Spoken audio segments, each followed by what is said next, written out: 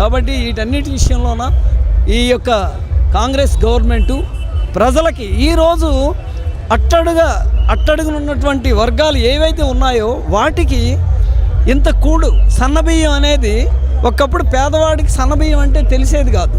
ఈరోజు సన్నబియ్యం వాళ్ళ పిల్ల పాపలతో సన్నబియ్యం తింటున్నారంటే అది కేవలం రేవంత్ రెడ్డి గారి చలవని చెప్పాలి.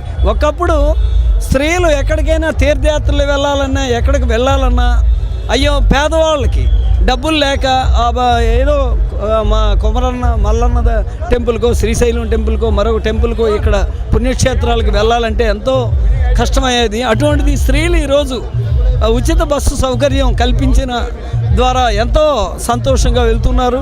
ఈ మధ్యకాలంలోనే చాలామందికి రేషన్ కార్డులు రావడం జరిగింది. మరియు త్వరలో మళ్ళీ ఆ రేషన్ కార్డులు కూడా మళ్ళీ విడుదల చేస్తారు.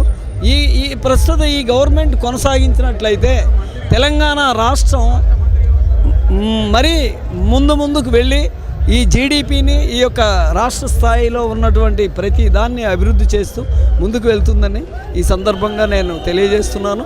ఈ అవకాశం ఇచ్చిన మీ VSR ఛానల్కి కృతజ్ఞతలు తెలుపు.